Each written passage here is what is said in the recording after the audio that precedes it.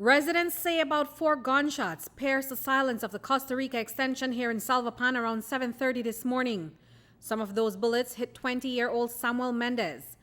The Belmopan resident was here cutting grass in this empty lot that belongs to a relative. But little did he know there was someone out to kill him. He went and chopped my cousin's yard. He always do it. Like every 2 to 3 weeks he go chop her yard, right? And then that's when they told me that something happened to him. When I got and check, I just saw that he was already dead there. He was lying on the ground. The police was already there. That's all I know. What have you heard from the neighbors around there? What did they tell you? Did they hear anything? Did they see anything? They just hear the gunshots. Only that they say they heard. They see him running, but then nobody couldn't help him. They are saying that they didn't see the person that did it. In terms of him being there, do you think someone was following him or someone knew his whereabouts to go out there and kill him? It looked like because the whole day they know that he was there chopping. That's this morning. Only he made it by himself. Only he gone by himself with his cycle on his cycle. So I know maybe somebody may know or somebody say a wrong way. That's when it happened. Neighbors say that Mendez tried to get away from his killer. He was shot several times to the upper body, but he ran up the street to try to get help. He never made it. It was here where he collapsed and died in front of this house. But his family today say they're clueless as to why he was killed. Why do you think he was killed? I don't know, Mom, why. I really don't know why they did it to him. Was he involved in any, perhaps an argument or in any problems with anyone? Did he have conflict with anyone?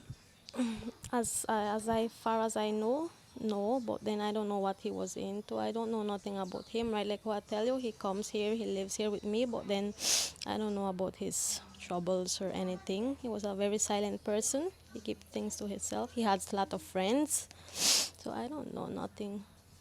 So he never mentioned if maybe a threat was made on his life, anything like that? No, he never did say nothing to anybody. You guys found his cycle and his weed cutter and all of that? Yes, we found everything. The police gave us everything back.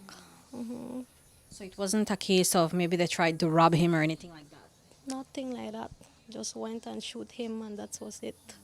Wanted to kill him and they killed him. Belmopan police say that it appears that Mendez was killed because of an old conflict.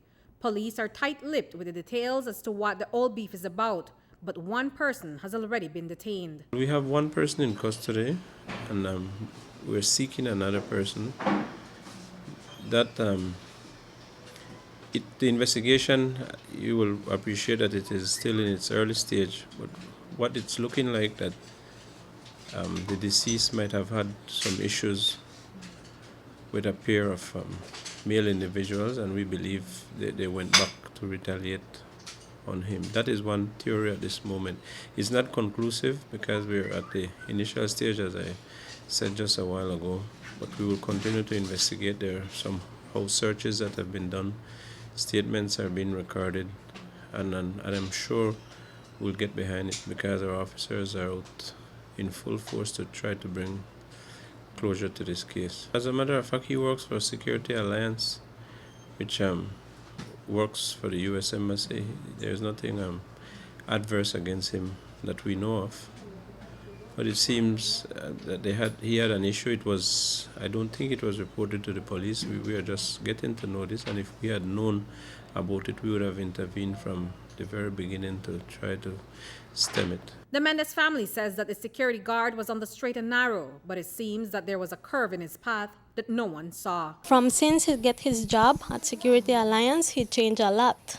He was starting to get more responsible and into his job, trying to change his life. Maybe if he was doing something bad, he was trying to change. He was getting to be a very responsible person these days here. It's very hard. To me, it's very hard because I was his sister that was always there for him. Everything he needed, he asked me for it. I could give him, I give him, I help him. I help him through college, I help him all the way to now, but then this happened to him and it's very hard. It's very hard for me. Reporting for News 5, I'm Andrea Polanco.